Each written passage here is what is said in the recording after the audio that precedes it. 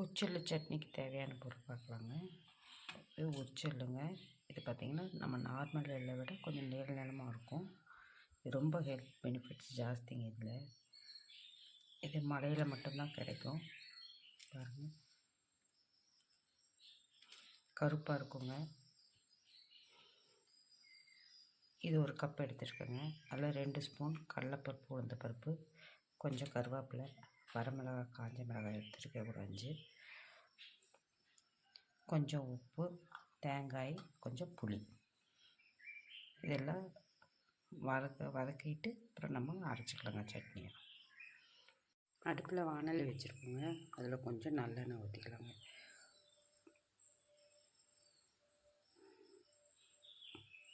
கொஞ்சமாக ஊற்றினாலே போதுங்க.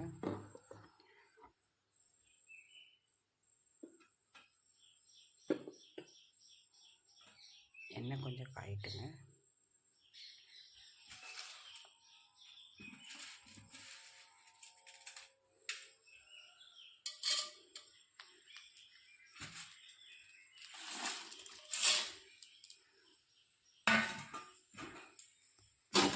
எடுத்து வச்சுருந்த கடலைப்பருப்பு, உளுந்து பருப்பு, வரமிளகாய் எல்லாத்தையும் போட்டாங்க. லைட்டாக பொன்னிறமாக வேக ஆரம்பிச்சிருக்காங்க.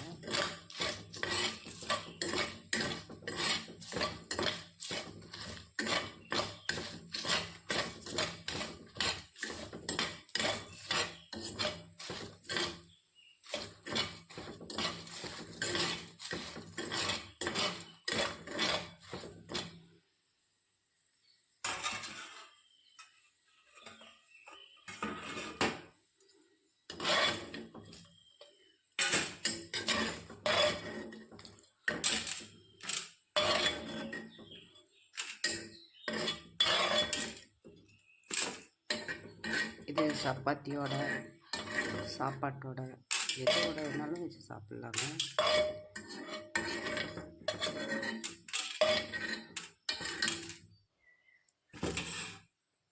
நம்ம எடுத்து வச்சுருக்க உச்செல்லை போட்டுக்கலாங்க.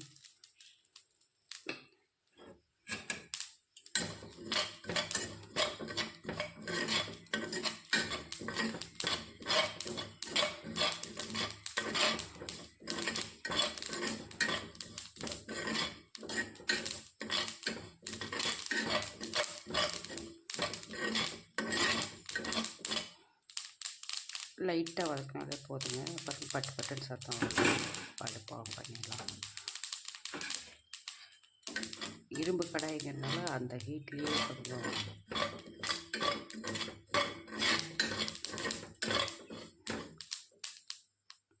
இதுலேயே பொரிஞ்சிடும், அந்த சூட்லேயே.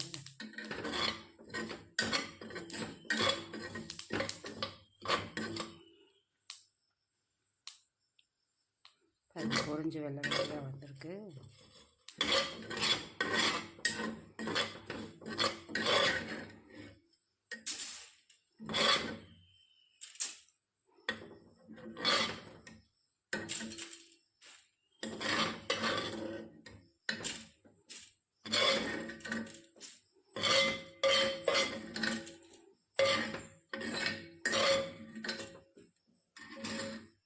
இது கொஞ்சம் ஆறட்டுங்க, மிக்சியில் போட்டு அரைச்சிக்கலாம். பாருங்கள், இப்போ நம்ம அரைச்சிட்டோம்.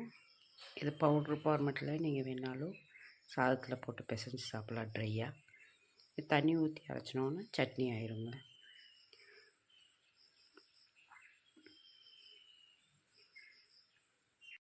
பாருங்கள், தண்ணி ஊற்றாமல் ட்ரையாக கொஞ்சம் அரைச்சி வச்சுருக்கேன்.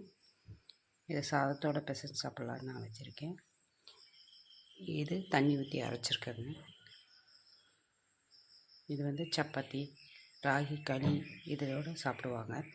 அக்கி ரொட்டி இதெல்லாம் இங்கே ஸ்பெஷலுங்க.